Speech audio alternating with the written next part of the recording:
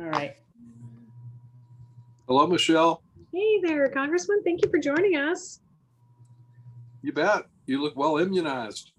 I am. I was feeling a little rough. That's where I saw you last. Yes. Yeah. Yeah, it's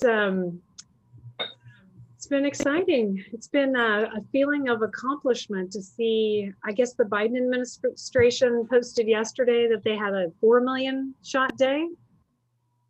Yeah, it's great. Wow. Disappointing that the J&J is having more problems, and so it's going to slow us up this week. But hopefully they'll get it together eventually.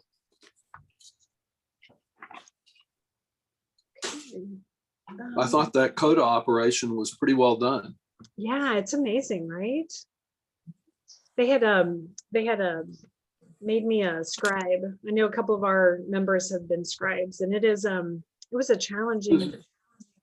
Is that where you sign people in and they do the questionnaire? Or? No, that's where you're actually working with the health folks and making sure that the right lot is noted and their card is updated. And there's a lot of stuff there's a lot of stuff that they have signed the paperwork all correctly. Yeah. A few of our precinct chairs, I think, have done that. And that's great.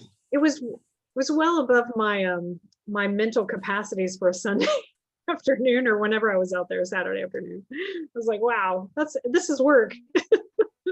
But it was fun. It was great to see everybody getting vaccinated. All right. That's probably okay. I think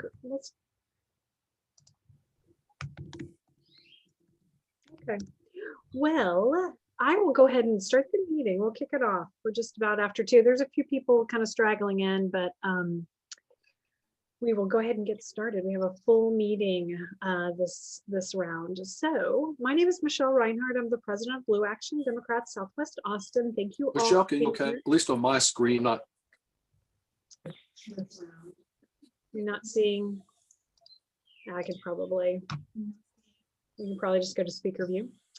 So today we have a full agenda. We're gonna hear from Congressman Doggett in just a second, and then we're gonna go through how vaccine rollout is going. I believe the county judge is gonna join us for a quick update on that, and then we're gonna go through the May election propositions.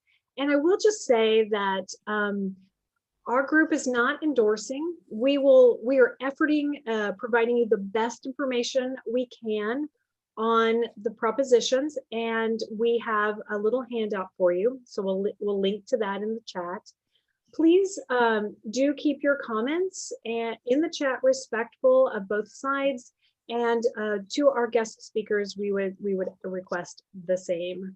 So with that, I will pass it to Congressman Doggett. I think he's going to give us an update on there's a lot of stuff moving in Washington, and I particularly want to hear about the For the People Act as well. So I'll hand it over to you, Congressman. Well, Michelle, thanks so much, and thanks for your continuing leadership. It's really impressive seeing 8 chapters of Blue Action now coming up, sprouting out like the bluebonnets that bring such joy these days.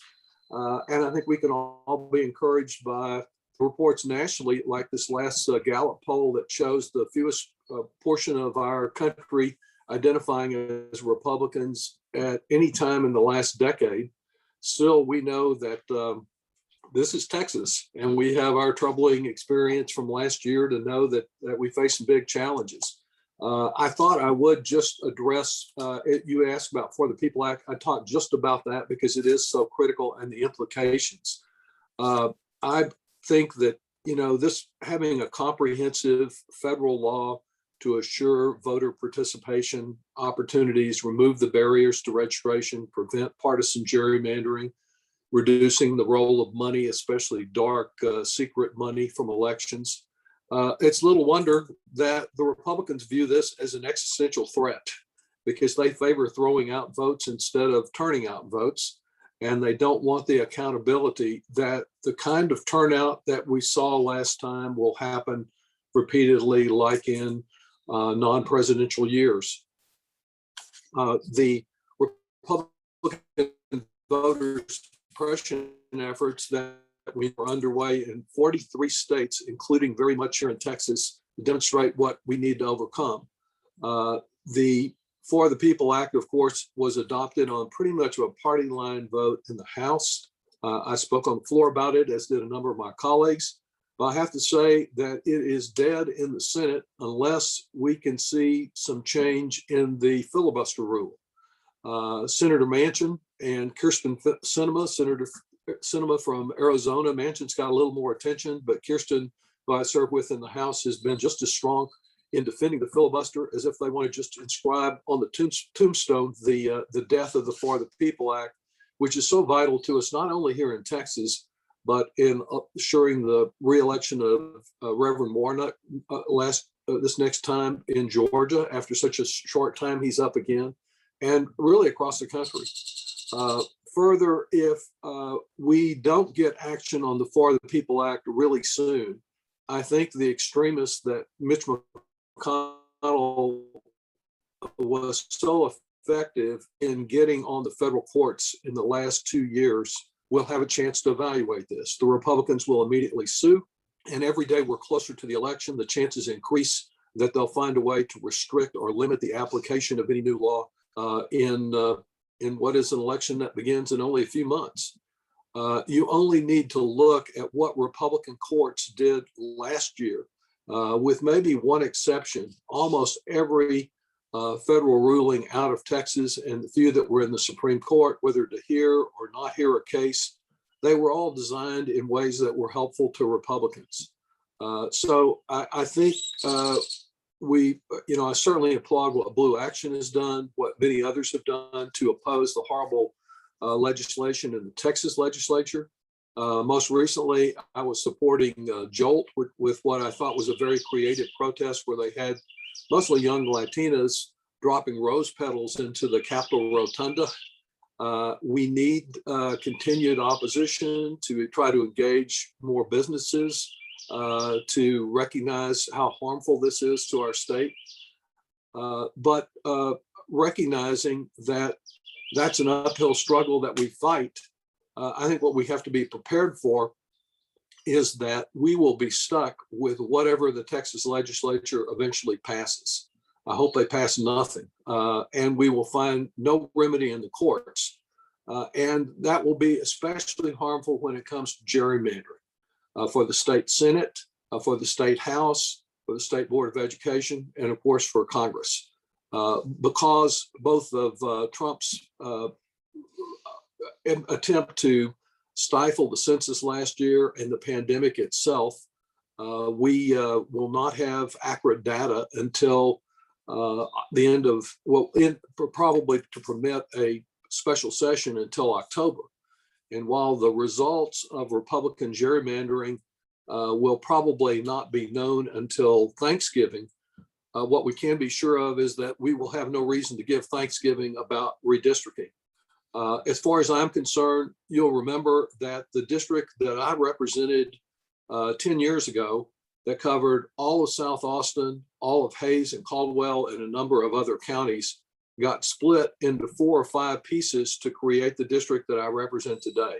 Indeed, Republicans were willing to cut up 100 different voting precincts. We've got a number of important precinct chairs on this call. Well, 100 precincts got split up in order to create District 35 and to assure that 4/5 of Travis County would be represented, so to speak, by Republican members of Congress. I'm getting prepared for this next bit of nonsense. My current district contains almost no Blue Action members. Next year, I could well be filing in a district that contains all 8 Blue Action chapters, or none, or a few of them.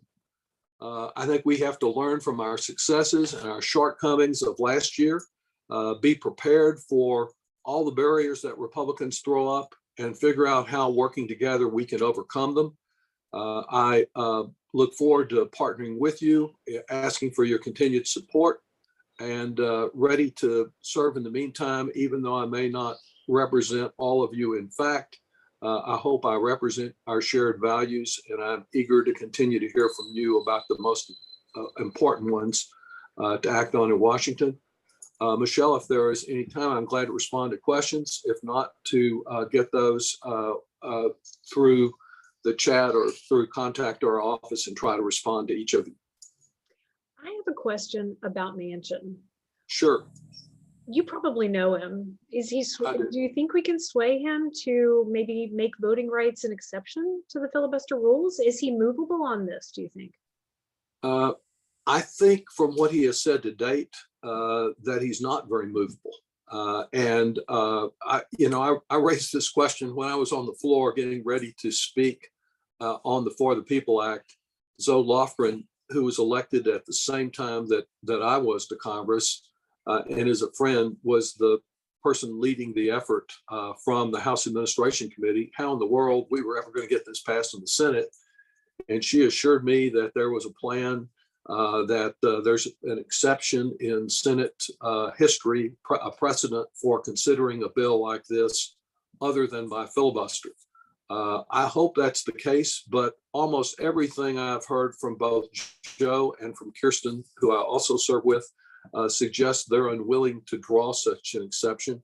And without that, there is no way to move this bill. There are no Republicans there's no way we ever get close to 10 Republicans to do any of the major provisions in this bill. So, we need to keep looking for every way to convince him to move around.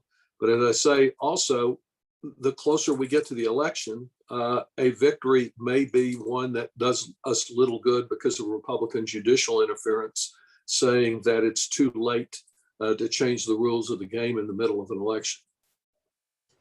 I'm also on Twitter, there was a lot of rumors going around about Mitch McConnell possibly retiring because of health reasons. And I guess they're looking at the way the Kentucky legislature changed the rules on the governor can no longer appoint a replacement. That has to go through the legislature now. So is there what are you hearing? It's a little bit of You're ahead of me on that. I haven't heard. I think it's Twitter. It's not a good source. Anything that would remove Mitch from the action. He's clearly a very skilled strategist doing very evil things, but I can certainly respect his legislative ability. One of my best friends I serve, in addition to Ways and Means on the Budget Committee, is John Yarmouth, who is the only Democrat from Kentucky. He has Louisville. And I will be with John again on Tuesday, but I have not heard that rumor. I will check it out. If I learn anything significant, we'll let you know. It'd be great. I don't think that would solve our For the People problem, but it certainly would remove some other obstacles in the Senate were he no longer there. Yeah, I might just shake it up. So Debbie had a quick question since we have you. She has a question on federal education stimulus money. Good question. Advocates are creating letters and getting signatures to state legislators. Is there anything more we can do to get the state to take that $18 billion in stimulus money? I think they have it, don't they? They're just not giving it to the schools. That actually is one of my major causes right now. We cannot do too much to try to fight for dollars to get to our public schools. We have approved almost $18 billion in 3 separate bills. The first one of those, $1.3 billion from last May, the governor of Texas is one of only 2 in the whole country to keep every dollar that we approved for the state budget. Thursday or Friday, the State House Appropriations Committee took the second $5.5 billion and cut state aid by exactly that dollar amount and substituted the federal money, which is to say that the action we took on relief has not done anything to help our schools if the state keeps all the money. Throughout the process, I have been urging stronger provisions on maintenance of effort.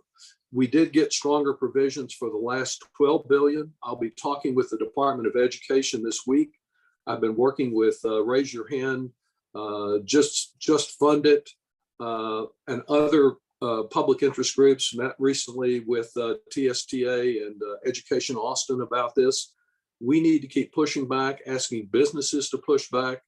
This is money that was to improve and respond to the needs of our schools. So many schools having been virtual and now needing to do additional remedial work, other innovations, ventilation systems and the like.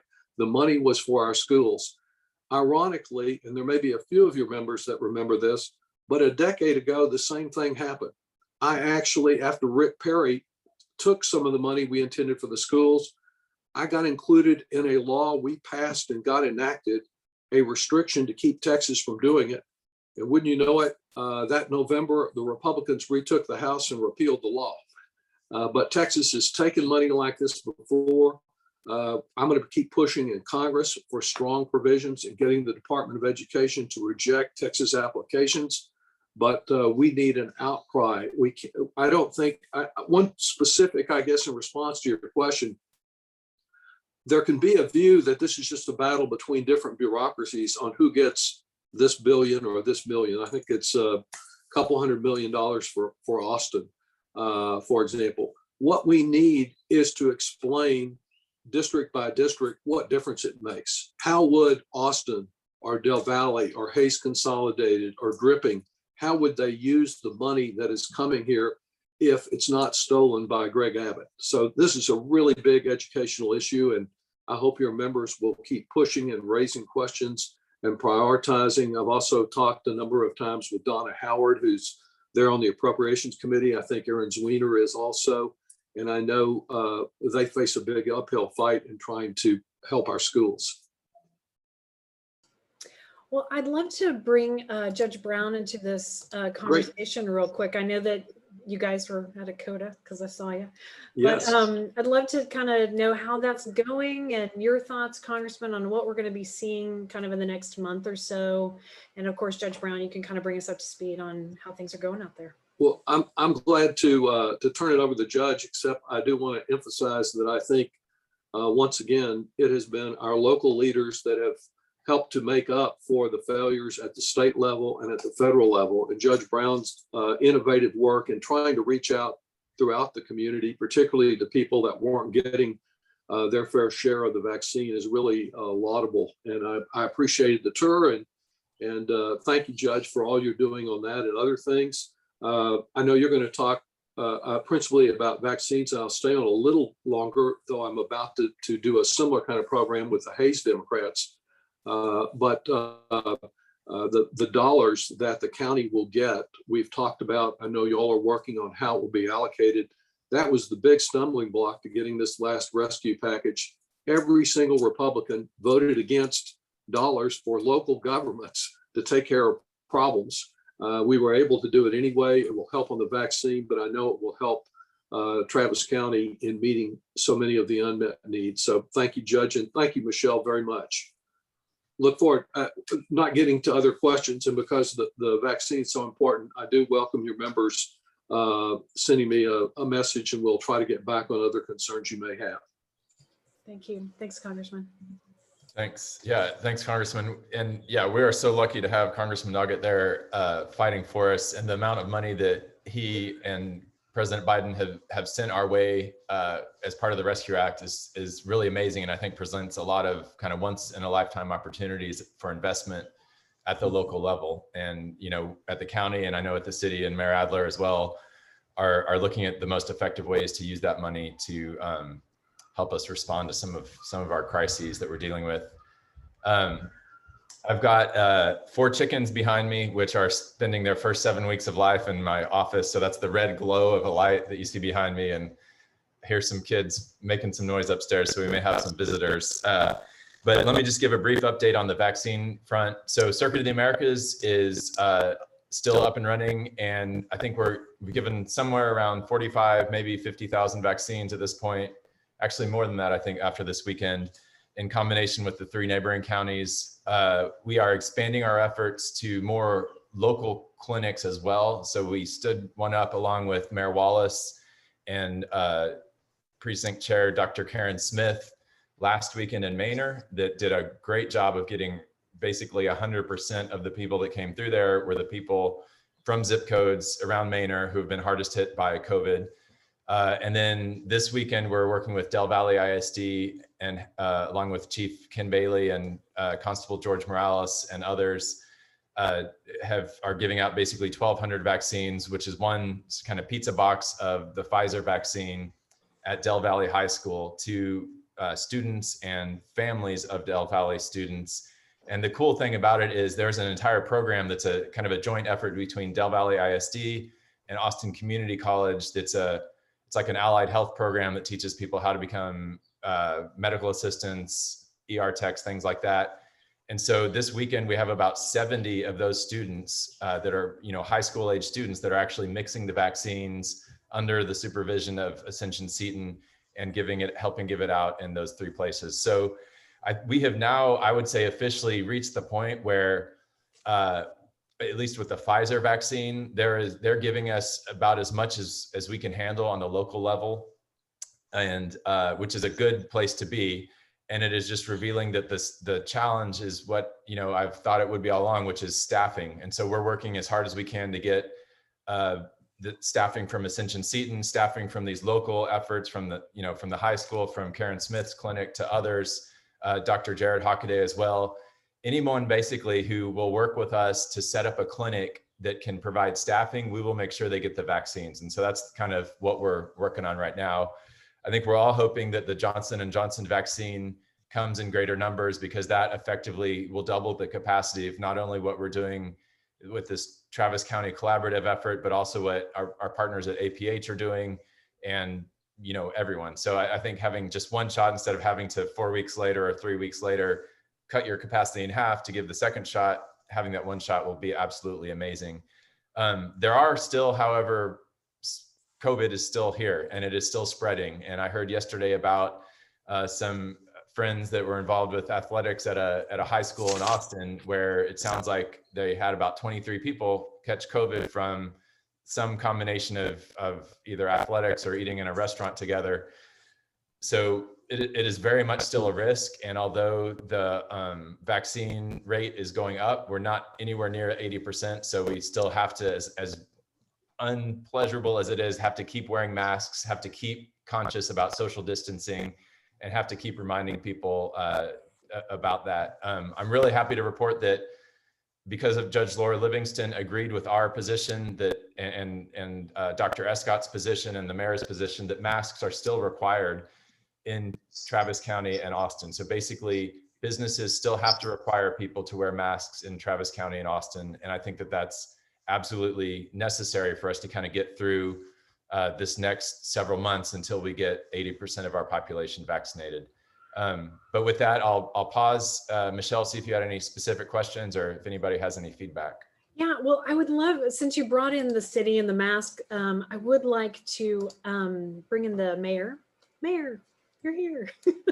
Thank you for joining us today. Hey, to kind of hear a little bit more about, maybe if you had anything to add about the vaccine effort, or, I'm sure all of our members are on board, but just to remind us about masking. I had a very similar story related to me, Judge Brown, about somebody who'd been socializing a little bit and came down with COVID and hadn't been vaccinated. So Mayor, let us know what you want to add to that conversation.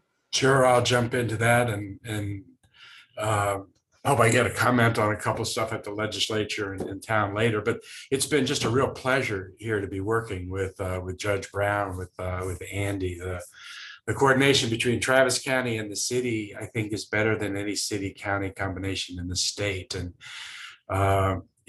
what the judge said is absolutely right. We're getting a lot of people vaccinated, but we still have a long ways to go. And I get really nervous as I see more and more people that are kind of treating the moment as if we're done, and everybody just wants to so badly. But the policies we have had us in good stead. I don't know if you all know, but the mortality rate in Travis County, city of Austin, is less than half of the state average. We have the lowest mortality rate of any big city in the state. If the state average was equal to the mortality rate in Travis County and Austin, we would have saved over 25,000 people statewide. So while you hear about, kind of general trends that follow each other, the scale of the peaks just have never reached in Austin what they've been in most other places. And I think that is because we had a community that, while not perfect, was really fighting to hold on to the masking ordinance. The Judge Livingston helped us here to keep it in place a little bit longer. Most importantly, I think kept it in place over spring break. Just the messaging, I mean, whether it actually was enforced was less important than our community stepping forward to say it's real important. The Court of Appeals has kept it in place even longer now. They ruled just a few days ago to keep it in place. But we are so close right now. If we can just hang on for another month and a half, and you look at what's happening in states like Michigan right now, their numbers 4 times higher than what they were at the beginning of last month. And they thought they were out of the woods and are now going through this again. So we have to hold on to what's happening. I think Judge Brown for what's happening out at CODA and community care and the clinics that Austin Public Health is doing now in churches on the east side of town is there's a fight to be able to do this in a way that is truly pushing equity, interest, because theoretically we're a hub and we have to be equally open to everybody. But it's just real clear that everybody can't compete at the same level, or you can't reach everybody at the same level. So we'll all continue to try to be that kind of safety net as best we can. But yeah, everybody that's still wearing a mask when they're out to send that message is incredibly appreciated. So I have a quick question for both of you. You say we're close. Can we put some arms around that? Like, I know we're still at stage 3, but do we expect stage 2 to be, as we get more people vaccinated, hopefully as, infections go down, are we looking good by June? Are we looking good by middle of next month? Can you kind of riff on that a little bit, both of you? Yeah, Andy, I don't know, you want to go first. The numbers that we had based at the decrease we were in actually had us going to stage 2 here by mid-April. We've leveled out, so we're not hitting it, but it's still predicted by the UT modeler that we'll get there at the end of April, maybe into May. We had 10 new admissions 2 days ago. That was the lowest number that we've had in almost a year. A really long period of time. We have to hold on to that. And as we get down to go from stage 3 to stage 2, there are going to be changes in where you have to wear masks or who you're with, and the ability to be able to be inside spaces with larger and larger groups. I really do think that by the end of May, everybody who wanted to have a vaccine will have gotten it. But now there's the hard work of getting it to people that might be resistant to it or apprehensive about it, or don't lack the same ease of accessibility, or are not trusting of getting it. That becomes our next real big challenge. I think it was really telling that Austin Public Health had 2,400 vaccines a week ago Thursday at the end of their open period. They had 2,400 more vaccines and they had people waiting to sign up for one.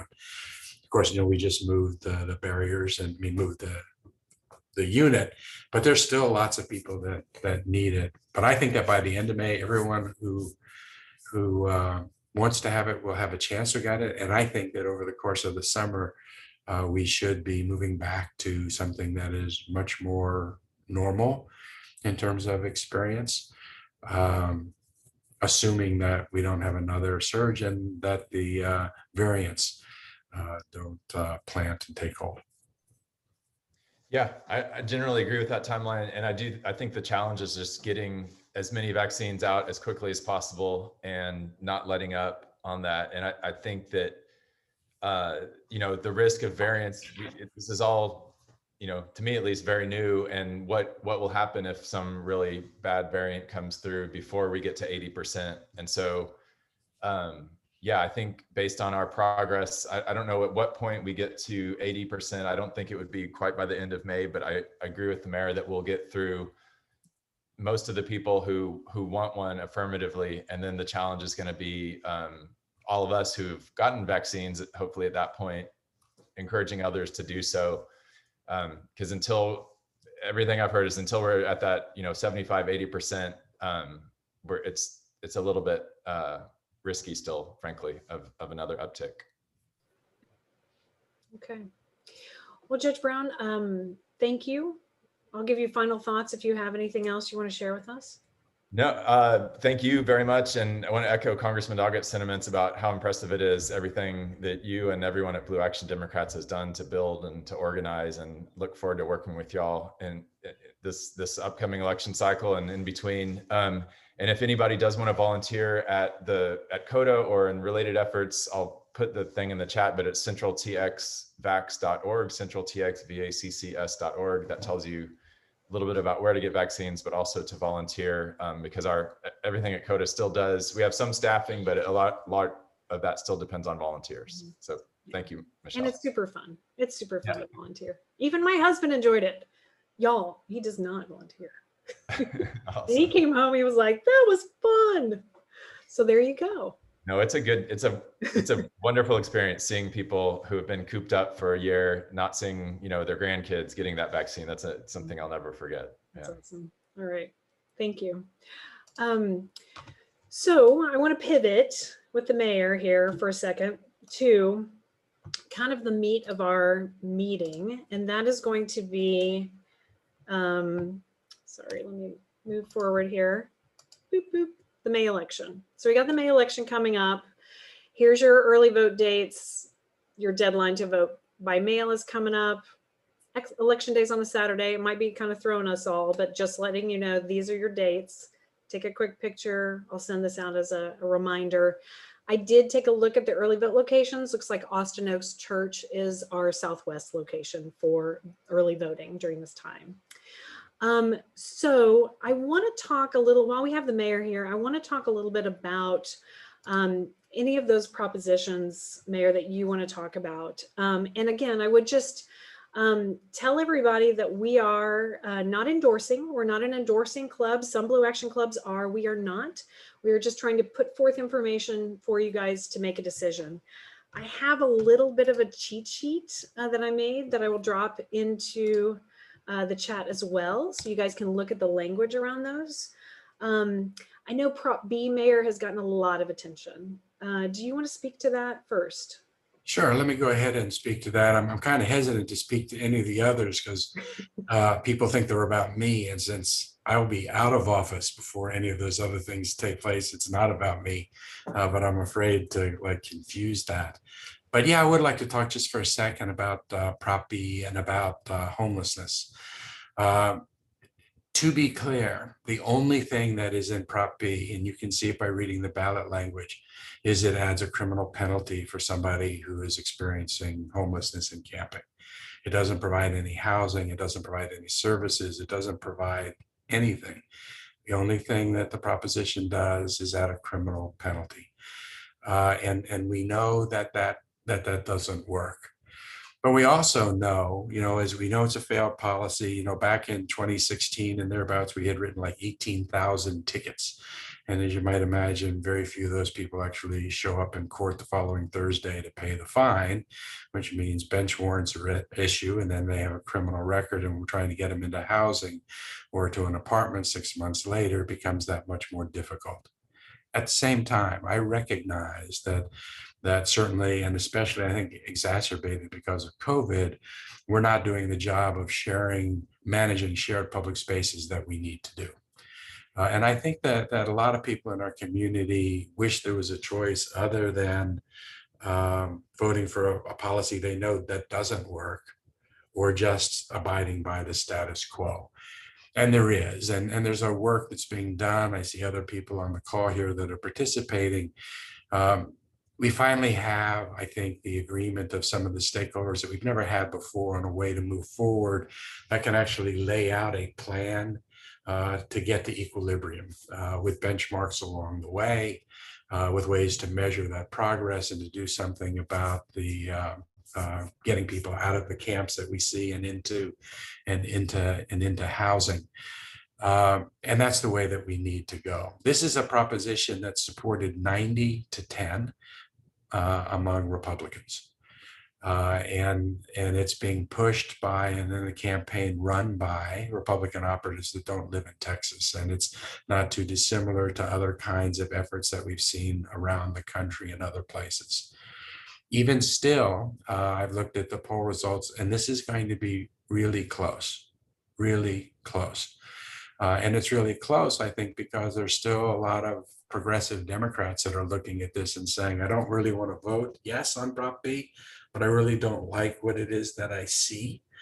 And what we know it works because we've done it with vets. We got to effective zero. We've taken most of the children that were experiencing homelessness on our streets, off our streets. We know it works. We've never actually been willing to put the resources against it. We've never had that ability.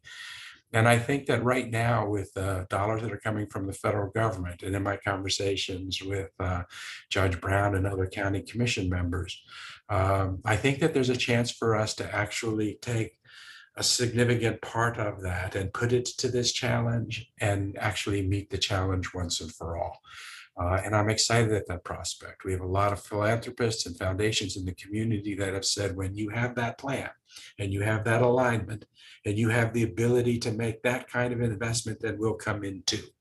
And frankly, some of the CEOs of the large corporations that live on the West Coast that have actually donated significant amounts in Seattle and San Francisco have also said, when you have that plan, come to us. I think we're at that moment, because this really is the challenge where we define who we are and how we take care of those that are most vulnerable among us. This is our big challenge right now. We're positioned, and my hope is that people won't vote for Proposition B because there's just a much better way to do this. Well, I think you're dead on with saying that there are a lot of people who don't like what they're seeing. And I think there's a lot of fear around, well, concern for the people because they're not, obviously living in a median isn't safe. But also concern about where the city is heading and how it feels. And, it's not comfortable to have someone screaming at you when you're in your car. And, you can totally empathize with them, but also, just the safety aspect. So what would you say to, I'm going to play a little bit of a devil's advocate here. So why don't you kind of address that concern? Well, understand that we need to provide better support for people in our community that are dealing with mental health challenges. Having a criminal penalty to put these folks in jail or to give them a fine doesn't help. And when the state and the federal government abdicated giving support for those people, then it turned to us, and it turned to the county, and it turned to integral care. We don't create people with mental health challenges by the policies that we adopt with respect to housing. And we need to actually address it, and we need to help get people the support that they need. And that's where we should be putting our resources. We went through too many years of putting too much resources in just moving people around the city. If that's all we do, then that challenge will continue to grow. But what we do know is if we can take that person and offer them a place, a home, and it doesn't come with a barrier, it just says, hey, here's a home and we're going to give you services, almost everybody will take it. If you just make it that easy to be able to go in. And then what we know is that somebody who is in that place, if you give them services, responds. Caritas is 97% successful with the people that it can get into housing and provide services. Even organizations like Community First, taking people experiencing chronic homelessness off the street and giving them community and services, it works. If you really want to do something about that community, then this is what you do.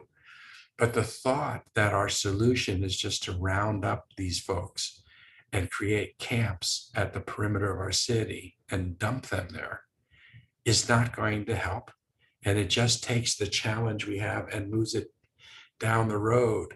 When you talk to the people on the West Coast, I don't even know what they do right now. The challenge that they're facing is on a scale that's so large And if you go to them and say, I don't want to do what you did, tell me what you wish you had done 8 years ago to avoid being where you are today. Every one of them tells you the exact same thing. I wish we had dealt with this and reached equilibrium when the scale was that much smaller. We have 2,700 people that showed up in our point in time count without shelter. We have about 7,000 to 10,000 people maybe that intersect with our support services. LA, city of LA, 43,000 people on their streets. LA County, 74,000 people on their streets. Seattle, smaller city than we are, 5 times as many people experiencing homelessness than we have. Our homelessness challenge is about average for cities. We are seeing it more than those other cities are. And my hope is that means that when our community looks at that, I hope there's the political will to actually set up the institutions and the systems to get people the housing and services they need. And Michelle, the problem that we have with the behavioral challenges that those folks have is not solved by Prop B. You know, some of the people, all that's happened is people are no longer out in the woods and in our streams. I mean, imagine those 2 fires we just saw downtown and out at the governor's camp at Esperanza. If those fires happened in Southwest Austin right now in a camp in the woods, that same fire could have been disastrous, right? Because it wouldn't have been able to be handled. And that's what will happen. People will go back. And I have had over a dozen women come up to me on the street in camps who have described to me what their life used to be like in the woods and in the streams. And we're talking about people who being assaulted almost nightly became part of what their life was like, or they had to find someone that would help protect them in that environment. And that's the trade that they made. And a lot of these folks are people that, I mean, that's horrific. And these are folks that have come out of that and have been appreciative that their city has enabled them to be in a safer, better place. Well, the tents may be safer and better than being in the woods by the stream, but that's still not right because it's still not good. And we need to get them out of it. We don't want people in tents anywhere in this city. Prop B is about what do we do with, how do we help these people? Do we get them into homes? Then let's focus on that. If our answer is just not to see it, then that's the direction that Prop B takes us. I don't know whether actually Prop B is going to make any real difference for 2 reasons. The first one is the state is likely to impose a statewide ban on camping, regardless of what we do. And that could easily happen at the state legislature. It's being predicted that it will. I would just as soon live in a city that said no, even if my state said you had to do it, just because I believe and I love this city. But the other thing is, I don't know, what we need to do is exactly the same.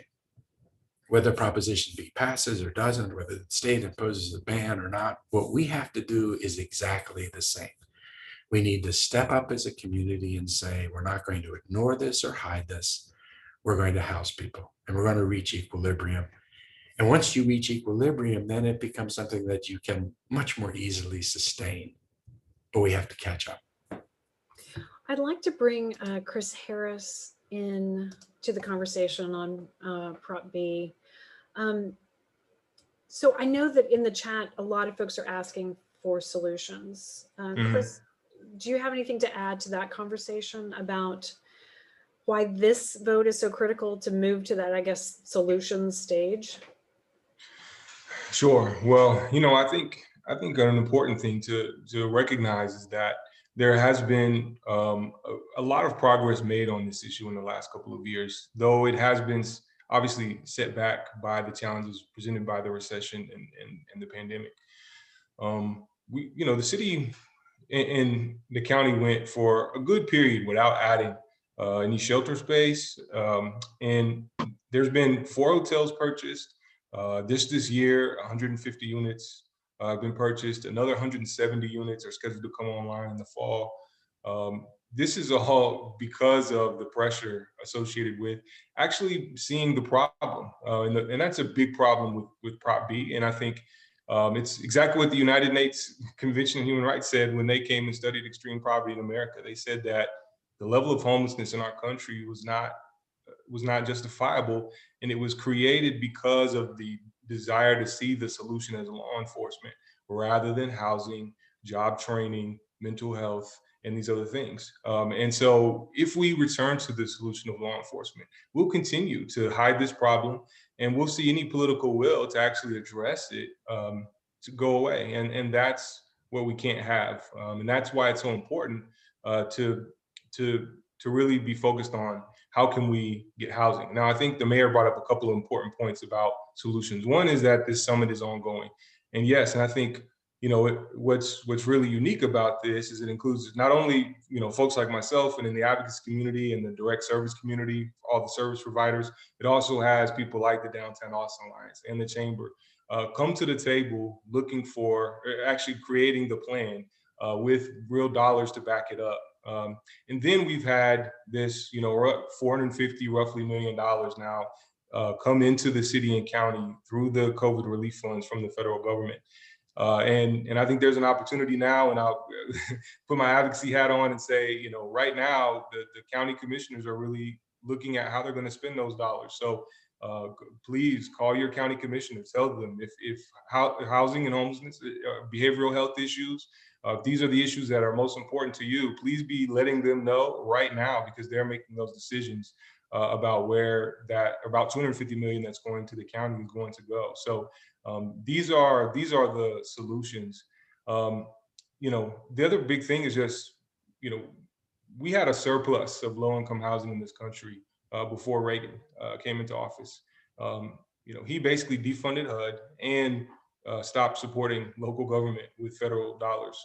And we went from 300,000 unit surplus in low-income housing in this country to now having hundreds and hundreds of thousand deficit. And so my hope is that things like this COVID relief package and the new Biden administration are the harbingers of a new level and layer of support on this issue in particular to local governments to ensure that we're meeting the need of affordable and low-income housing in our communities and obviously it's so important in a city like Austin, where we've got companies relocating here every single week. It seems like we've got tens of thousands of college students graduating into, a fun city every year and deciding to stay here. And so we have to, meet the challenges of that those issues create. And ultimately, I think it's through some of these, again, the summit, and through some of these dollars brought in by the COVID relief package that are really going to help with that. How much have you guys actually had an opportunity to plan what that transition of this 2,700 cohort would look like? Or is it just that we need to get over this hurdle of criminalization of the homeless before you can imagine that? Can you put any details around that, Mayor or Chris? And I apologize, Chris is with Homes Not Handcuffs. I did a poor job introducing you, sorry. One of the things that we asked Chris and the chamber to do is to actually come up with an implementation schedule so the community could know how many people could we house in 3 years?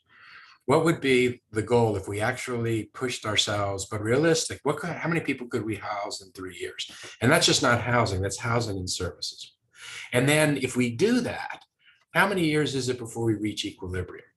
And what does it cost to do the 3-year plan and the 5-year plan? And while we're doing that, what could we do right out of the box with a focused attention short term on what can we do about taking people out of encampments and actually move them into homes?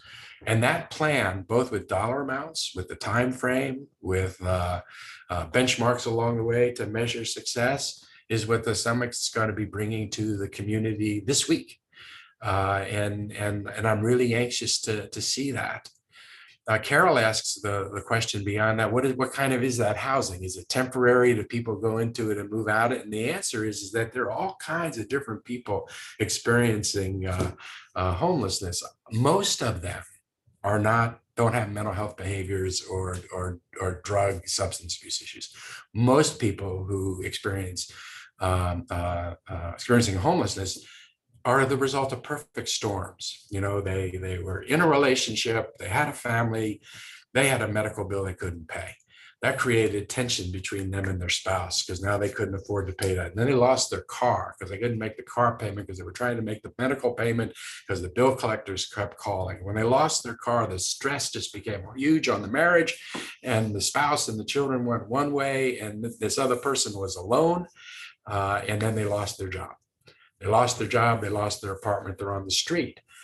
That person raises their hand and says, can somebody help me? I mean, if someone could just give me a place for 2 months, I think I could get everything back in line. And the answer is that most people will, and it's just a temporary thing that most people need to right themselves. I will also tell you that the longer that person stays on the street, the harder it is to get off. And if they're on the border with a behavioral challenge, it's going to present. If they didn't have a substance abuse problem, increases the chances they might have one when they're on the street. But if we can get them housed, we can protect from that. But in our city, if that happens to you and you raise your hand and say, can you get me into housing? You know how long you have to wait? The wait list is like a year and a half to find a place.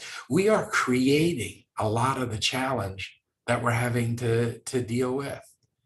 Now, that said, there will be some people that we need to get into housing and get them to support, and they will be there forever. But it is infinitely better for those people to be in a supportive environment where they're receiving help than to be on the streets. The 250 people that we have on our streets right now that are the most experiencing chronic homelessness, those 250 people, when you look at the cost to the community of the jail time and the emergency time and all the things, $220,000 a year for each of those 250 people. That's $50 million a year our community is paying for 250 people. Wouldn't it be better to get them in a home with services? Yeah, if I could just add really quickly, I think, he brings up a really important point, which people kind of assume, and I think it's natural to assume that maybe that person you encounter on that one crosswalk or on your walk is emblematic of everyone experiencing homelessness. In reality, it's a very diverse population representing all different ages, almost 40% women, almost 20% families or unaccompanied minors. A lot of the folks who are most vulnerable are the ones you don't see because they intentionally hide themselves from everyone because they are vulnerable in that situation. And Prop B doesn't discriminate. It's going to criminalize all of them and make them all subject to the same criminal statutes. And I think, another important point is just that, the many of the issues that we see with homelessness today, while clearly it's more visible, we had those same issues prior to Prop B, and those issues will persist if Prop B passes. So we're not going to see an end to tents in our community. If you remember, I used to go out every month when they would do the cleanups at 290 and Manchac. There were attempts there all month. They had one day where they would come and clean up, and everyone knew that they had to leave. And so they did. And the cleanup crew and the police would be there. Someone refused, then they would ticket or arrest those individuals. But the tents were still there. We won't get rid of the people by criminalizing the behavior that they cannot avoid. And so, again, we won't solve the issues this way, but we will harm a lot of the folks who are they're already the most harmed and vulnerable in our community. And so let's actually use this momentum that we have, the care that we have in our community about this to direct that attention and that energy towards actual housing. And again, that work is happening. And I think as the challenges with COVID mitigate, we'll see that pick up. But again, only if we don't hide it and ignore it again. So. All right. Thank you, Chris, for joining us today to talk a little bit about that. We really appreciate your time. And finally, Mayor, you talked a little bit about the legislature, so I want to make sure you get whatever you want to say about that, because it's a mess. Thanks, and then I'll get at it, and then I'll excuse myself and get out of your hair and let you get back to your meeting. But Congressman Doggett will thank thank goodness for him, and he'll be my congressman wherever he goes, even though the federal government thinks I have a different one. And to Andy Brown, but also thanks Michelle and Erica. I remember when this was starting, and this was so needed where you guys are, and it's been so effective. Carrie, I mean, just been so effective with everything that you guys have done. So thank you. I'm real concerned about this session. The voter oppression stuff is just off the charts. Obviously, it's something that's happening in states across the country. It is a well-coordinated battle. Watching Tori Beltietta sing in the Capitol Dome when the roses were coming down was a pretty incredible thing to see. But we also have them doing the same kind of things with transgender issues and sports teams. That's happening in 23 states. I mean, again, this is all the homelessness, the voter oppression. These are coordinated efforts right now across the country. They're coming after the city on things like the sound ordinance, noise in this city, huge issue. We finally get neighborhoods and club owners and musicians to sit down. A year and a half, we work out a solution. Like any kind of compromise, not everybody's ecstatic, but it was something that came forward. We were able to adopt it as a council. And now we have then some of the people going to the state legislature because the compromise solution that our city reached, they didn't like. It's just not right. I mean, cities ought to be able to decide those kinds of things. We're the incubators of innovation, the generators of economic development, and every city's different. And there's a strength to Texas and having Austin being different than Houston and Dallas and San Antonio, which are great cities, but different than ours. The annexation issue that we have. When you're a part of the city, you get to take advantage of the main library and the activities and the economy and all the things that come from being in a city. And to have some people be able to de-annex themselves because the state legislature comes in where they still get to take advantage of all the advantages, but don't have to pay the same city taxes that you pay is just not right. And we have 3 of those bills in the state legislature right now that would take out of the city some of the most expensive properties in the city because those owners don't want to pay taxes. And those things hurt. The one thing that I think is also interesting to note is that they're talking about taking away the ability of public entities to be able to lobby or advocate up at the state legislature. So they're going to let all the for-profit companies hire teams and teams of lobbyists. But if El Paso wants to have somebody representing them in the state legislature to do their viewpoints, they're going to cut it off and say, you can't do that. They're going to say the mayor of El Paso, if he wants to, he can go down and lobby in Austin, which of course he can't do or she can't do. But it's just one more attempt of trying to muzzle voices that are not Abbott's voice, Patrick's voice. And it's hard to see. So your effort and your continued effort, I just wanted to be here to say thank you because your organization has really been one of the real change agents in our community, one of the trustees of what it is that is magical about this city. So Michelle, thank you for giving me the chance to say thank you. Of course. And thank you to all the volunteers. We've been out there with flyers on the Texas legislature trying to get people involved in that. So thank you, Mayor, for hopping in and really kind of rounding out all those concerns we might have had about Prop B and everything else. So thanks very much. Take off. Y'all take care. Thank you. So real quick, I dropped that link. That's got the language of the propositions. I just want to take a moment. We lost our speaker on A and C because she had to run. And we were having such a good discussion. It's maybe not as controversial as B. So A and C have both been endorsed by the Travis County Democratic Party and the precinct chairs. So they had a vetting process for those propositions and have voted to support those 2. So just know that you can review them as well in that language. Right now, I want to pivot to the rest of the propositions, and we're going to have two speakers on those. First, I'm going to ask Andrew Allison to join us. And hey, Andrew, he's gonna go through D through H for us, and then we'll have another speaker who will also go through a viewpoint on D through H. So I will hand it off to you, Andrew. Thank you very much. Well, thank you, Michelle, and thanks everybody for having us this afternoon. I'll start with a brief introduction of our campaign. We are campaigned to make Austin the most pro-democracy city in the country, with a series of charter amendments that would each have the effect of making our local government more representative, more responsive, more diverse, and more accountable to the people that it serves. We got started for two big reasons. One is that, as we all know, we are facing a number of simultaneous and large challenges right now in Austin.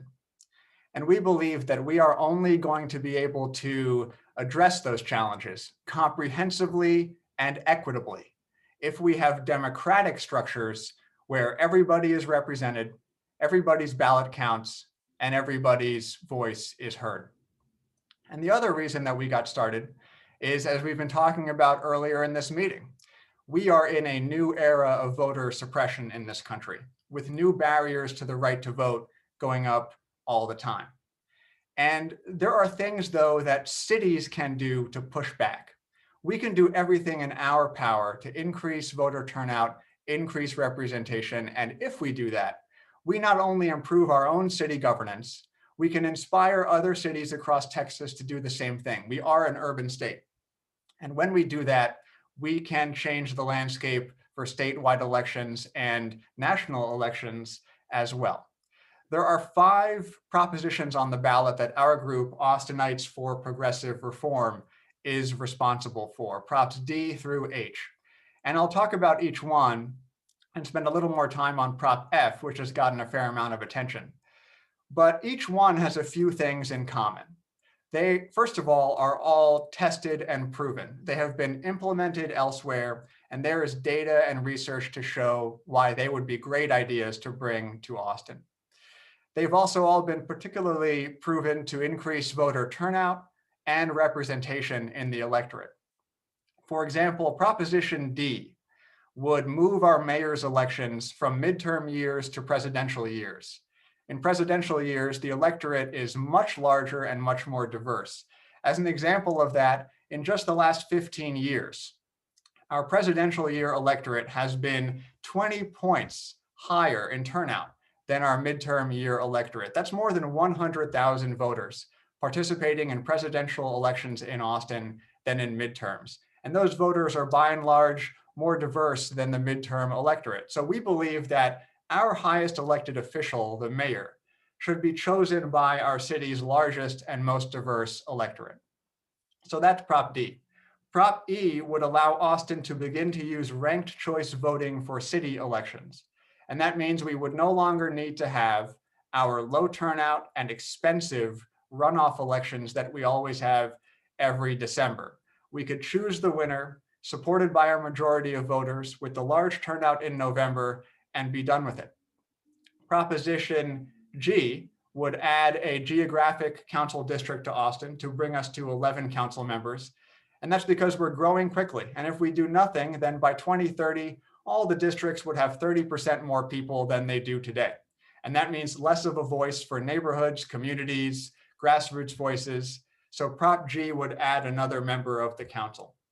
And Proposition H, which is endorsed by Julie Oliver, the Circle C area Democrats, the University Democrats, would push back against big money in elections by democratizing campaign finance.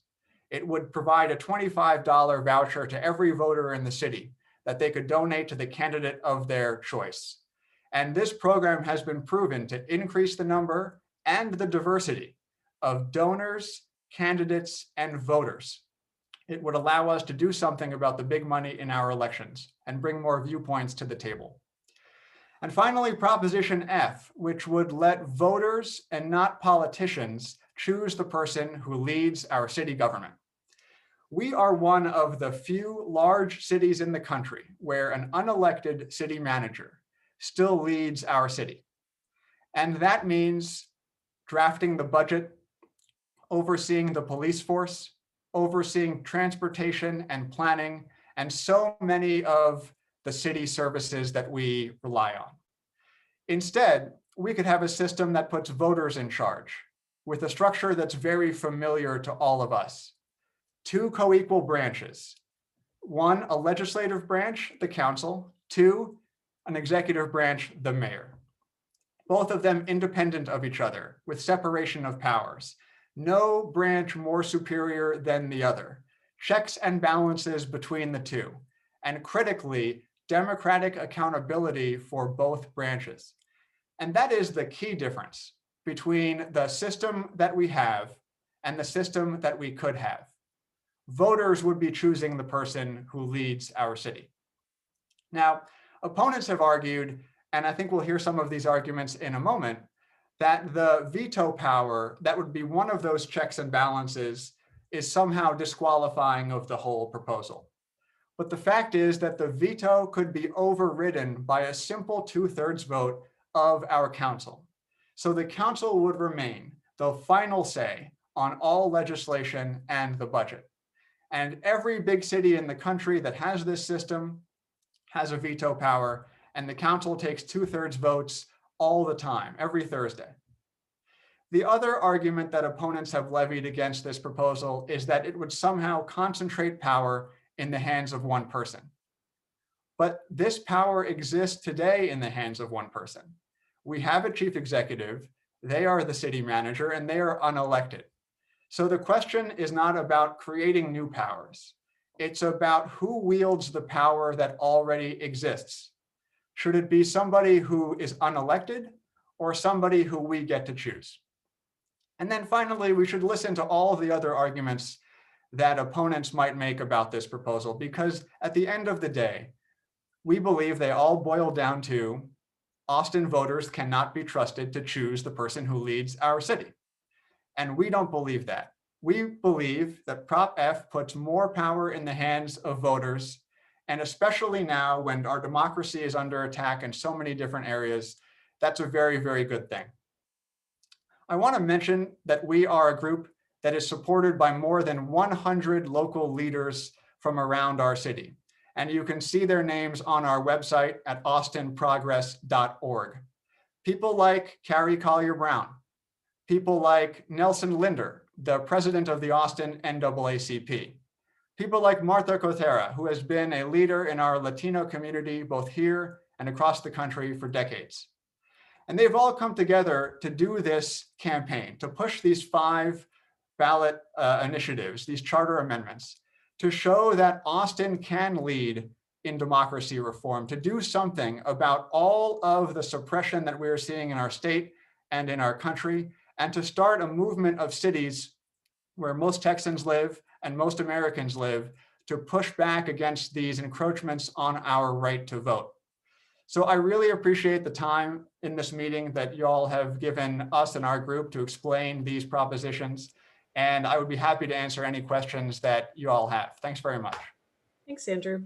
I have one question, or maybe it's just a observation, but Houston did a similar change, right? They went from a kind of city manager kind of model, right, to the strong mayor model. I mean, different cities do different things. Is that correct? Houston does have a strong mayor form of government, that's right. But I want to point out, if I may, that it's a very different kind of strong mayor form. It's actually a very unique one that they've had for many, many decades. And the difference is this: the Houston mayor has extraordinary powers in their charter. For example, the Houston mayor is the presiding officer of their council as well. So he is kind of like the Speaker of the House and the president at the same time. Mm-hmm. Our proposal would take the mayor off of the council entirely. No vote, no way to introduce legislation, no power over the council, no presiding officer, totally separate. The Houston mayor can block any proposal from any council member from even coming up for consideration at the council. Our proposal doesn't have that. Individual council members can still bring proposals to council, the mayor has no control over what the council considers. We talked to a lot of advocates over the course of the last year, and one thing we heard consistently is it's good to have our mayor and our executive be accountable, but don't copy the Houston system. And we didn't. We made dramatic changes, and on our website, folks can see all the differences between our program and Houston's. Okay, great. Thank you. Thank you, Andrew. There's a couple of questions. I'll just let you finish answering those in the chat. We're running a little long today. You bet. Thanks very much. Thank you.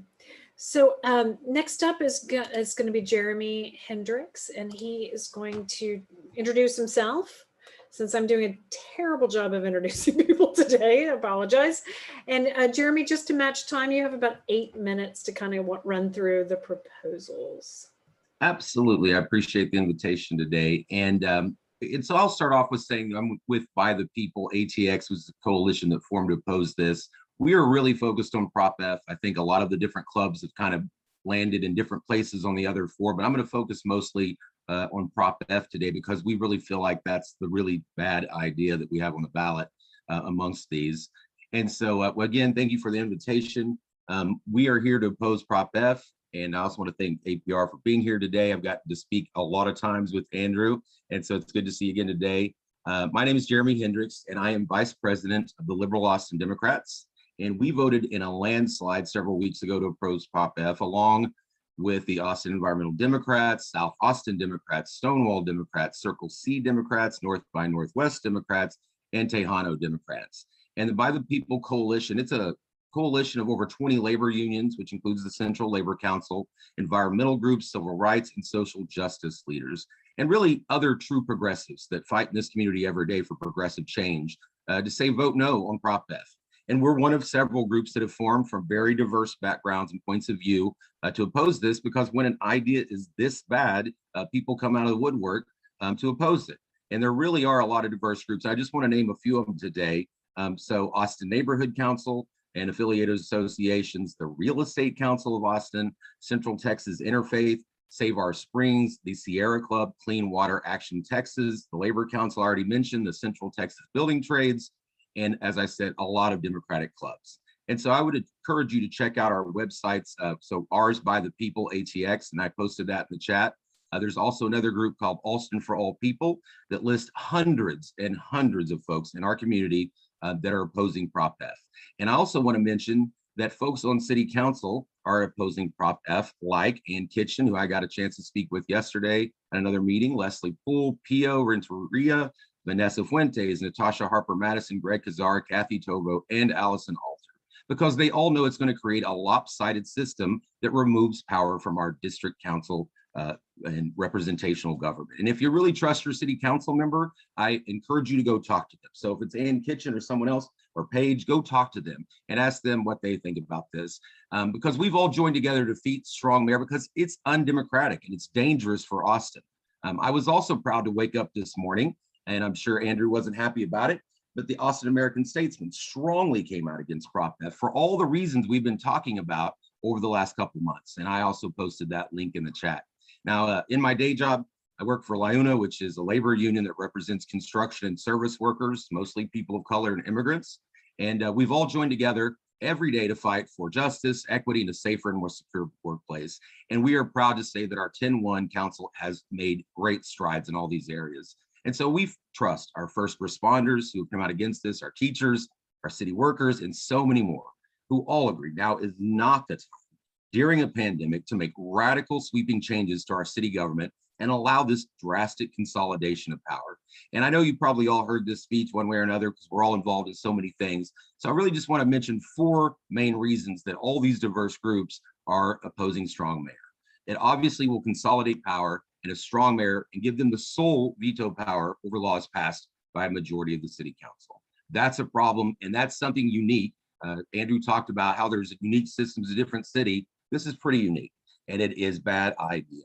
It will also allow more influence by big corporate and tech CEOs, which is also already happening in town. We know that.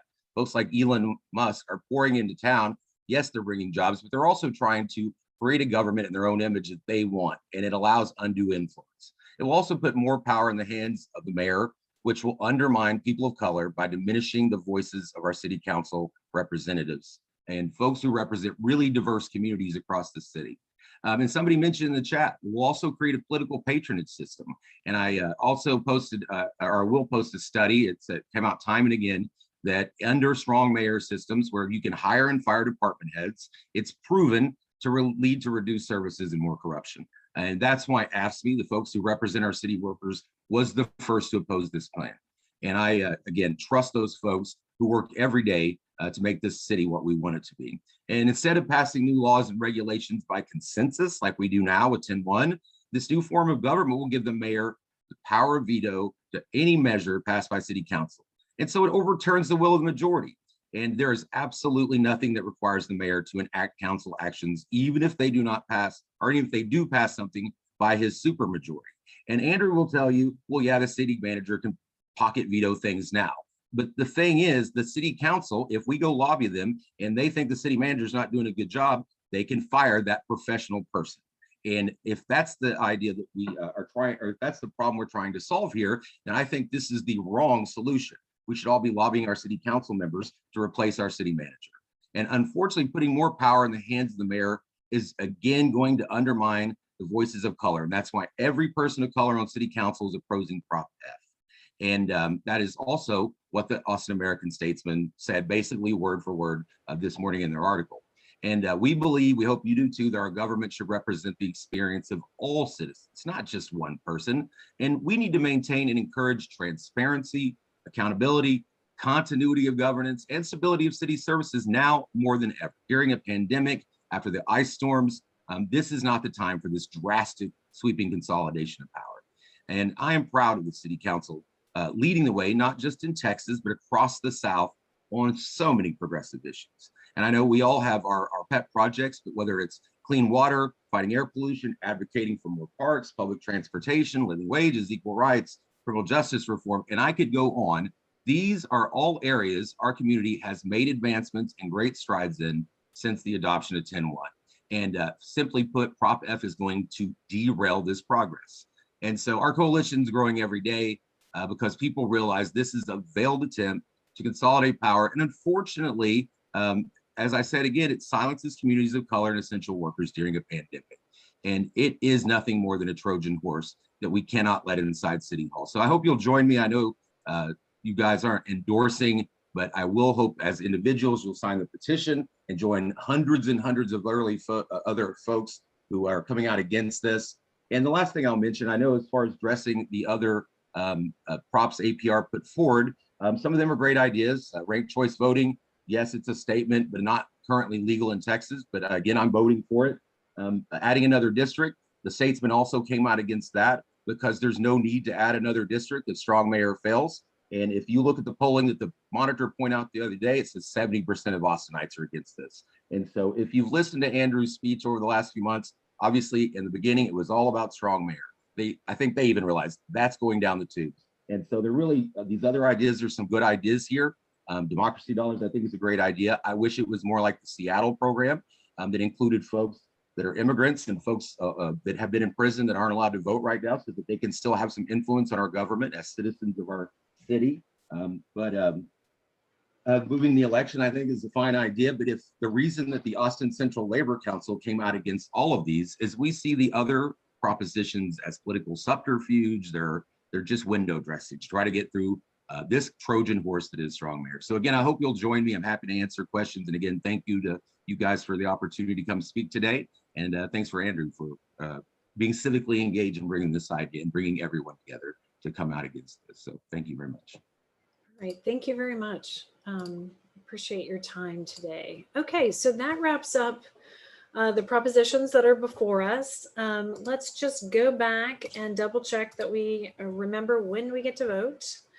Early voting dates are coming up, starting on the 19th through the 27th. Your Austin Oaks Church, which was one of our fall early vote locations, will be an early vote location this time, so make a note on that.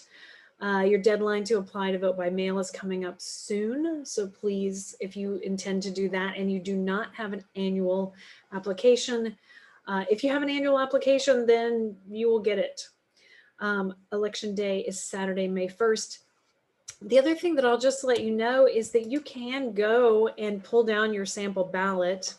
Scooch that over so we can see it. So Travis County has the sample ballot up so you can see the exact language, but you can also see whether it's on your ballot or not, depending on where you're living. And then of course, there's the document I shared with you guys in the chat. So the next thing I want to do is bring in Susanna Carranza, who has been leading the Blue action effort at the Texas Ledge. And she's going to tell us more about how we can get involved. You heard a little bit about how the voting bills have been so horrible. If you've read our little handout thing, you know there's a lot of stuff in play. So Susanna, good to see you. All right, so I'm going to just pull a presentation right away since you probably are tired of being in the meeting. Try to be quick. All right, so on my non-ledge time, my main thing has been voter registration, but I've been kind of planning to be on the ledge for a long time, and this is the year. The main thing here right now is because of COVID, and if I only learn how to use Zoom, because of COVID and because progressives and Democrats are a little bit concerned about COVID, we're just not showing up. But the other side, they don't care. They show up without masks, and they just kind of outnumber us a long time. The bottom line is, there was a brilliant tweet by Rep. Hinojosa that if we don't show up, we're hurting because we can't pass good bills, and the bad bills, they will pass, like the worst version possible will pass because they're not hearing us screaming. So we have to start screaming. We have to start screaming about voter suppression, which makes Georgia look like a super progressive voting laws. Gun issues, because there is stuff that it's already passed because we were not paying enough attention, and reproductive rights. I mean, there was the heartbeat bill last week, and there's like more stuff this week to make things worse and worse. Except for a few days with very high profile bills, like we really are not showing up in enough numbers here from, us progressive from Austin. So we really have to start showing up. There's a bunch of stuff that we can do from home, and they're important, but showing up is also key, especially for us that can. And to kind of show how easy it is to do some of the stuff, like not everything is easy, but some of the stuff is really easy to do on the Capitol grounds. There is what we're calling like the weekly get shit done at the Capitol, which will be like every morning, or every Wednesday morning, I'll be there, or Melinda Nuss, or somebody else from BASCA, or anybody that decides to join us, to help walk through how to set up their computer, and if the Wi-Fi is not working outside, or if they don't have a computer, how to do it inside. And if you're really ambitious and have more flexibility and you want to actually testify, this link here is an email to me, and I can kind of explain a little bit what to expect. It's pretty interesting. It's exhausting, but it's very rewarding. So first, the easier stuff from home. You can follow many of the organizations that are doing work at the ledge, like the League of Women Voters of Texas. They post those super easy take action items that usually are related to voting rights, but they have put, opposition to that SB 29, which was opposing trans kids to playing in school sports. So they generally focus on voting rights, but anything that it's kind of common decency that we usually side with progressives, and that's super easy to do. Then in the Visible Texas Ledge, they have a list of hot bills and some instructions on how to do. It's a little bit more work. They really focus on making phone calls because there's more impact than emails. But you, of course, you have to actually call. Just remember, you can call after hours if you can't call during work hours, and just leave a message. It doesn't have to be 9 to 5 or 8 to 5. If you're specifically interested in some issues, I'll be updating this chart with more organizations that are focused in some areas, but the hot topics are guns. So Moms Demand Action is one of them. So if you text them, you can kind of get involved. And the former NARAL, like now, I don't know, they call it VOW, also focus on the anti-abortion bills. So you can just follow them. The other thing you can do from home is to use the official Texas Legislative online comments. And there are some links here on how to figure out. The good thing about this is written comment goes on the record of the bill. You can do from when the committee hearing is posted all the way to the day that there is the hearing, and it goes in the public record. The bad thing is that the Senate doesn't always have that option. The House always does, but the Senate doesn't always. So you kind of have to, look at the bill that you want and then figure out what to do, or just follow any of the action items. Then at the Capitol, I don't know if you guys can see the side here, but it's just like this wonderful makeshift sign that I made, plus the location in the Capitol where we'll be standing on Wednesdays. And the deal is, like, if you were just going to the Capitol to register opinion on bills, that has to be done from Capitol grounds because you have to get on the Capitol Wi-Fi. It's super quick. It takes less than 30 minutes to get in, log in, get your opinions. And then once you kind of learn the process, depending on how many bills you're registering your opinions, you can probably be in and out in 10 minutes. It's that easy. And we use a cheat sheet, which is a list of bills from the Democratic Party task force that they pour hours and hours going through the bills and reviewing them and say yay or nay. They're just humans, so you can disagree with them, but that's a good starting point. Then you can go a little bit further up and then just drop a written testimony in person. And it's useful for the Senate hearings because the Senate doesn't have normally an online option. So that's the only way that you would be able to get words other than just yay and nay, or is to kind of drop the written testimonies. And usually you have to do like 20 or 30 copies. Each committee is different. There's nothing, they don't make anything easy on the Capitol for additional testimony. But then you can testify in person. It's hard, it's not easy, I won't lie about that one, but it's super impactful. And if you think you can come up with a day or some days that you have something you're passionate about and you want to learn how to do it, just feel free to contact me. And I'll kind of explain what to expect and the things that you can and cannot do. And, just like the people are coming like 2 or 3, 4 hours away and spending the whole day there to do this. And then we from Austin are not showing up in large enough numbers, based on how important those bills are. So it's just like people are like, Beto showed up from El Paso 2 days in a row. And it's like, can we figure out a day that we can drive to? I know it's not possible for everybody, but we got to have more people that are capable than the ones that we're seeing there. You can also do a virtual testimony only on redistricting committee. It's usually on Thursdays also. You have to ask them to invite you, but that's a convenient way. If you really don't want to go to the Capitol, cannot go to the Capitol, and you really want to say something about redistricting, that's a good option. And I'm going to just leave here like the life of a bill, and it's kind of really oversimplified. Somebody first writes a bill, and the deadline for that was in March, so no more new bills. Then the bill may or may not get assigned to a committee. Once it gets to the committee, they schedule a hearing, and that's when you can do the yay or nay at the Capitol or send written options, comments. They might make a bunch of changes as the life of the bill goes through.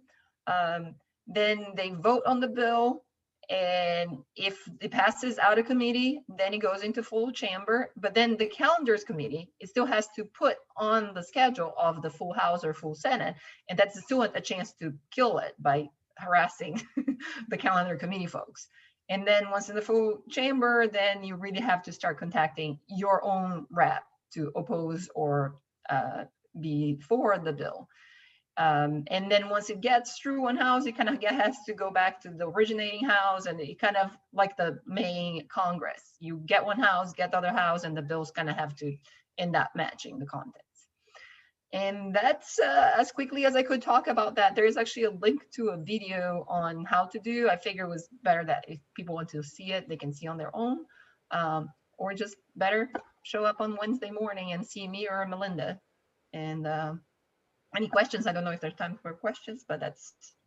All right. Well, thank you so much for sharing this with us. There is a lot going on. And I mean, it's almost like you could pick a day, especially Wednesday. Susanna's going to be there. She can walk you through the first time. And then once you kind of know the scoop, you can kind of do it whenever you want to. So, and whenever those bills come up that are important to, to voice your opinion on. It feels overwhelming. So if you're feeling overwhelmed, I would recommend pick one thing that you really want to get into and follow that, and hop in and give your feelings, your feedback. So thank you very much for this information. And then just a feedback from like last week, we had 9 people, and everybody that went, they loved it, because it's like they thought it was this mysterious, difficult thing. And then when they realized how easy it was, it's like, I'm definitely going to bring another friend. And then actually a couple of the people showed up, the next day, and they brought like 3 people along. So it is really, to drop opinion, it's really super easy and empowering. Awesome. Okay, well, I want to do one quick thing. We have a bit of business to get to really quickly. I want to do that, and then we're going to hear from Carrie Collier-Brown on Texas Blue Action Democrats. So we have proposed some bylaw changes, and I'm going to share that link with you guys, and I need a vote. I will leave this poll open. If you are a member, you absolutely can vote. If you're not a member, I would encourage you to renew your membership. Carrie, are you still with us? It's a long meeting. Sorry. Gee whiz. We had so much information. It's like one of those, uh-oh, you have little ones coming in. My coworkers do not respect. So I have to say, Texas Blue Action Board, whoa, things are happening. Tell us what's going on. Sure. So the short answer is that we are taking the successful model that we started in Southwest Austin just 3 years ago, which is mind blowing. That was only 3 years ago, and spreading the word on that, and helping other GSD volunteer run groups get up and running. And a little bit about kind of where we are on that is, we started Southwest Austin Blue Action Dems in January 2018, and then added on Blue Action North Austin, Blue Action in Bexar County, and then Blue Action Southwest or South Central Austin. So we had 4 chapters through the 2020 election. And then just since the 2020 election, so just since November, 4 more chapters are coming online. So in Southwest and in North Houston, up in the DFW area, and then in the Hill Country. And we're looking to add another 5 to 10 chapters by the end of the year. So we have a Texas Blue Action parent group, and I'm the president. Michelle serves as the vice president. Julie Oliver has joined our board as the treasurer. So excited about that. And then we have Lana Hansen, who's the executive director, and just brought on Rich Oberoi as the finance director. And so we have some ambitious goals, and to help us fulfill that, we are also bringing on folks as part of the advisory council. And the idea there is that, leaders who have lots of connections, throughout key areas that can help us, bring in volunteers and donors so that we can make sure that y'all and the other chapters have the funds and the resources that a well-funded candidate would have. Because we all know that if we want to change anything in the state, we need to start prioritizing investment in neighborhood organizing, the stuff you guys do all the time to give, other volunteers the opportunity or the tools to do that. Because I'm preaching to the choir here, but it builds leadership and community around civic engagement in our own neighborhoods. And, we can't just keep spending more money on doing things the way we've always done, because that's not electing anybody else. So I'll just tell you on the advisory council so far, we're still building this up. Wendy Davis has joined our advisory council, Akila Basie and Natalie Hurtado, who ran for the House, Texas House last year, Kate Donahoe, who's an amazing volunteer here in Austin, and Alice Yee, another amazing volunteer.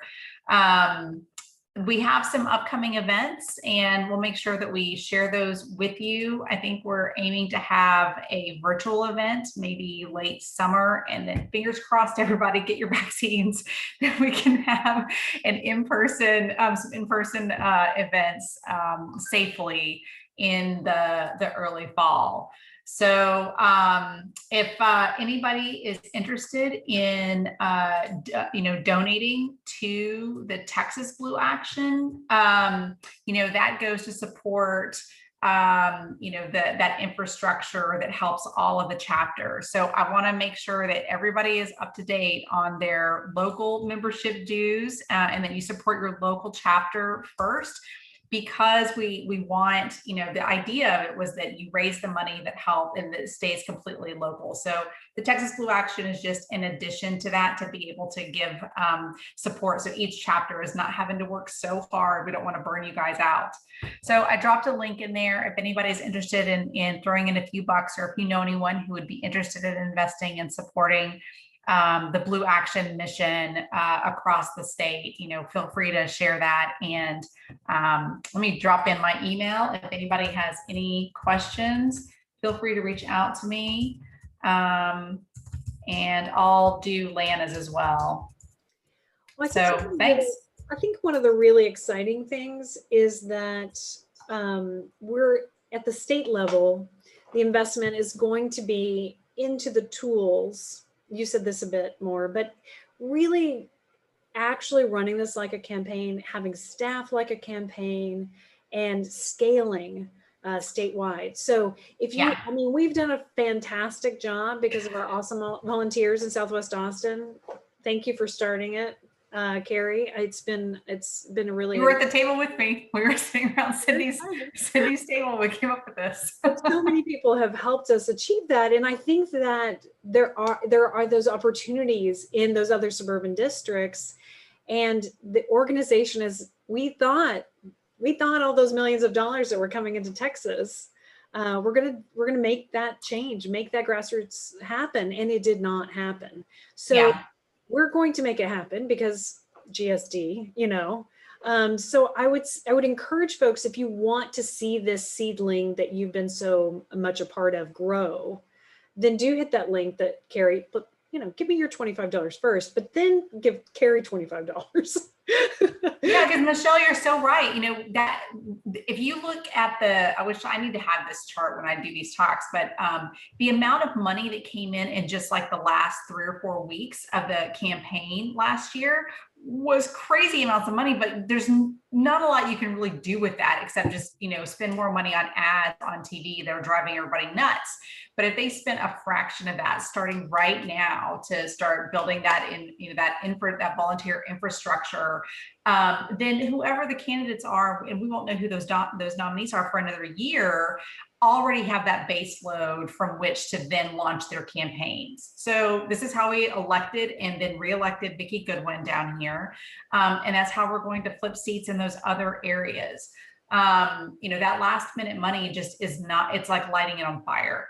literally. And you could take a fraction of that, give it to organizations like Blue Action Democrats and their like Texas Organizing Project, even powered by people who are doing that voter registration and infrastructure building, now. And so we're basically just scaling up, stealing all the great ideas from Southwest Austin and the other existing chapters, and helping launch that with other GSDers, because there's a lot of them in the state. So thanks for everything you guys have done, because it's just, it blows my mind what y'all have done in 3 years.